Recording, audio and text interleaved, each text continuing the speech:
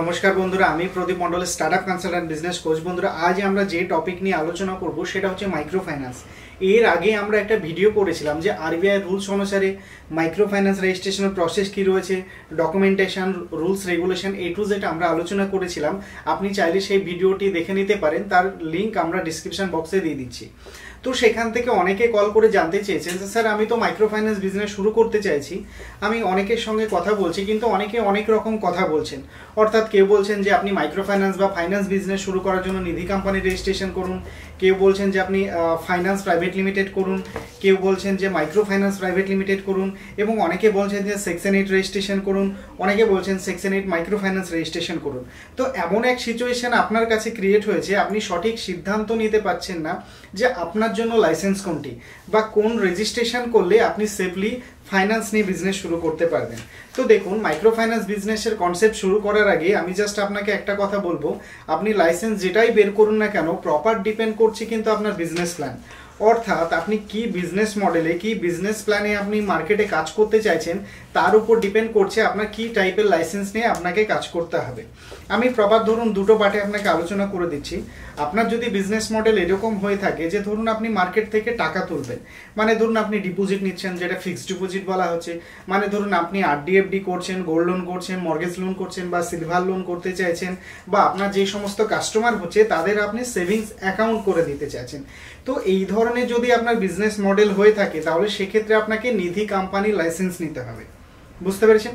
আবারও বলছি, আপনি যদি মার্কেট থেকে টাকা তোলেন, আরডিএফডি করেন, এমআইএস করেন, বা দেখা যাচ্ছে আপনি gold loan, mortgage loan, silver loan, property loan, বা ধরুন আপনি সেভিংস অ্যাকাউন্ট ওপেনিং করতে চাইছেন, এই ধরনের বিজনেস মডেল হলে একটা পার্ট সেটা হচ্ছে আপনার নিধি কোম্পানি করে রেজিস্ট্রেশন করতে হবে।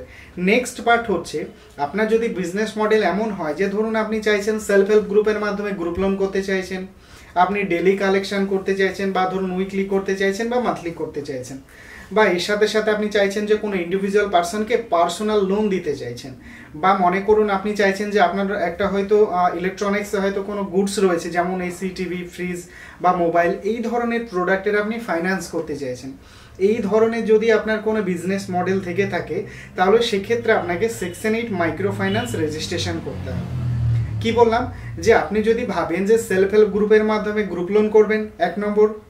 সেকেন্ড হচ্ছে আপনি ডেলি কালেকশন করবেন, মানে যেগুলো আমরা ধরুন ডেলি কালেকশন হিসেবে আমরা যে সমস্ত বিজনেসগুলো বলি, বা উইকলি করতে পারি বা মান্থলি করতে পারি, এই ধরনের যদি বিজনেস মডেল হয়ে থাকে, এটা 2 নম্বর। থার্ড হচ্ছে যে আপনি পার্সোনাল লোন দিতে চাইছেন, এই ধরনের যদি বিজনেস মডেল থাকে। 4 নম্বর বললাম প্রোডাক্টের ফাইন্যান্স করতে পারেন, মানে এসি, টিভি, ফ্রিজ বা আমাদের যেই সমস্ত মোবাইল রয়েছে বা ইলেকট্রনিক্স গুডস রয়েছে, এই ধরনের প্রোডাক্টের ফাইন্যান্স করতে চাইছেন। এই ধরনের বিজনেস মডেল হলে আপনাকে সেকশন 8 মাইক্রো ফাইন্যান্স রেজিস্ট্রেশন করতে হবে। এবার দেখা যাচ্ছে যে এই সমস্ত লাইসেন্স নিয়ে মার্কেটে কিন্তু একটা ফ্রড হচ্ছে। কীরকম ফ্রড হচ্ছে? কারণ যেই ধরনের কোশ্চেনগুলো আপনাকে ফার্স্টে বললাম, যে অনেকে বলছে যে নিধি কোম্পানি করুন, অনেকে বলছেন যে ধরুন সেকশন 8 করুন, অনেকে বলছেন যে প্রাইভেট লিমিটেড কোম্পানি করুন, ঠিক এই জায়গাতেই কিন্তু মার্কেটে এক ধরনের ফ্রড চালু হয়ে গেছে। যে প্রথম কনসেপ্ট তো ধরুন নিধি বললাম, যেটা ধরুন আরডিএফডির যে ম্যাটারটা থাকলো সেটা নিয়ে অলরেডি ভিডিও করা হয়েছে, যেই সমস্ত ভিডিও লিঙ্ক আমরা ডিসক্রিপশন বক্সে দিয়ে দিচ্ছি, চাইলে আপনি A to Z দেখে নিতে পারেন। আমি সেকেন্ড পার্টটা নিয়ে আলোচনা করছি। সেকেন্ড পার্ট মানে কি, গ্রুপ লোন, ডেলি কালেকশন বা ধরুন প্রোডাক্টের ফাইন্যান্স বা পার্সোনাল লোন, এই ধরনের যদি আপনার বিজনেস মডেল হয়ে থাকে, তাহলে আপনাকে কি লাইসেন্স নিতে হবে বললাম, সেকশন 8 রেজিস্ট্রেশন করতে হবে। এবার এই যে সেকশন 8 হচ্ছে, সেটা যদি আপনাকে ধরুন বোঝার সুবিধার্থে বলি, সেটা কিন্তু 2 রকম, অ্যাকচুয়ালি কিন্তু 2 রকম নয়।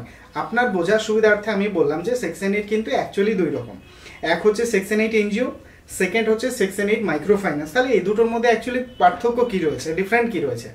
তো যেটা আমাদের সেকশন 8 এনজিও হচ্ছে, সেখানে শুধুমাত্র আমরা সোশ্যাল ওয়ার্ক অ্যাক্টিভিটি করতে পারি, মানে ধরুন আমরা সমাজসেবামূলক কাজগুলো করছি, কিন্তু সেখানে আমি মাইক্রো ফাইন্যান্স করতে পারবো না বা ফাইন্যান্স রিলেটেড কোনো কাজ করতে পারবো না।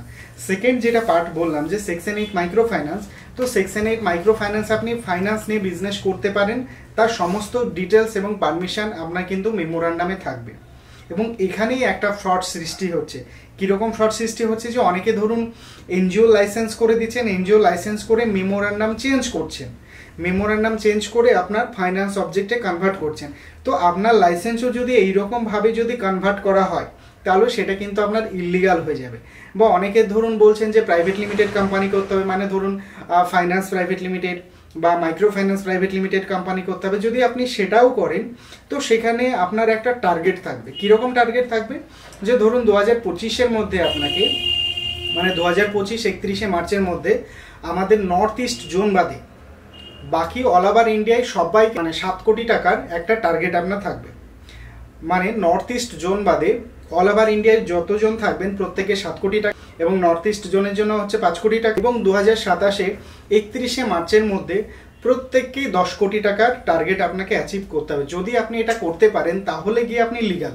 কোনটা বললাম, যে আপনি ধরুন ফাইন্যান্স প্রাইভেট লিমিটেড করছেন বা মাইক্রো ফাইন্যান্স প্রাইভেট লিমিটেড করছেন, অনেকে করে দিচ্ছে, তো আপনি সেটাতে করতে পারেন। সেখানে কি বললাম, একটা টার্গেট আছে 25-এর মধ্যে 7 কোটি টাকা, এবং নর্থ ইস্ট জোনের জন্য হচ্ছে 5 কোটি টাকা, এবং 2027-এর মধ্যে 10 কোটি টাকা। যদি আপনি অ্যাচিভ করতে পারেন তাহলে গিয়ে আপনি লিগাল, না হলে কিন্তু সেটা ইলিগাল হয়ে যাবে। তাহলে ধরুন লিগাল কোনটা হবে, যদি আপনি ফার্স্ট টাইম রেজিস্ট্রেশন করেন মানে সেকশন 8 মাইক্রো ফাইন্যান্স, এবং ফার্স্ট টাইম যদি সেন্ট্রাল গভর্নমেন্ট থেকে আপনাকে পারমিশন দেয় যে আপনি গ্রুপ লোন বা ধরুন ডেলি কালেকশন বা ধরুন লোন বা ধরুন প্রোডাক্ট ফাইন্যান্স, আপনার যদি এই রিলেটেড কোনো কিছু পারমিশন দেওয়া থাকে তাহলে আপনি লিগালি করতে পারবেন, না হলে কিন্তু নয়। আবারও বলছি, যদি ফার্স্ট টাইম আপনার সেন্ট্রাল গভর্নমেন্ট থেকে আপনাকে পারমিশন দেয় যে আপনি গ্রুপ লোন বা ডেলি কালেকশন বা পার্সোনাল লোন বা প্রোডাক্টের ফাইন্যান্স আপনি করতে পারবেন তাহলে গিয়ে লিগাল, না হলে বাকি যত রকম প্রসেস আছে A to Z কিন্তু আপনার ইলিগাল চলে যাবে। এবং ফাইন্যান্স বিজনেস যেহেতু আপনি শুরু করবেন ভেবেছেন, আপনাকে জাস্ট আমি একটা কথাই বলবো, আপনি যেখান থেকে রেজিস্ট্রেশন করুন না কেন, যারা প্রফেশনালভাবে এই সমস্ত সেক্টর নিয়ে প্র্যাকটিস করেন সবসময় চেষ্টা করবেন সেখান থেকেই করেন। কারণ এই সমস্ত ডকুমেন্টগুলো কিন্তু আপনার জামা প্যান্ট নয় যে 2 বছর পরে বা 1 বছর পর বা 6 মাস পরে গিয়ে আপনি চেঞ্জ করে নেবেন।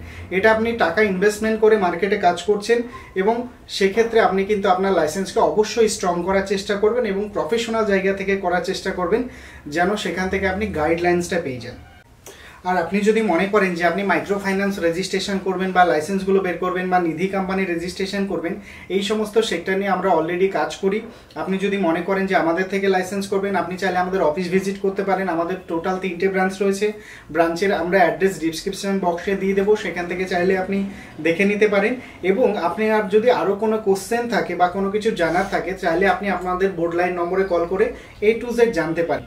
ভিডিওটি শেষ পর্যন্ত দেখার জন্য আপনাদের অসংখ্য ধন্যবাদ। আর এই রিলেটেড ভিডিও পাওয়ার জন্য এবং ইনফরমেশন পাওয়ার জন্য আমাদের গুগলি মার্ট চ্যানেলকে অবশ্যই সাবস্ক্রাইব করে দেবেন।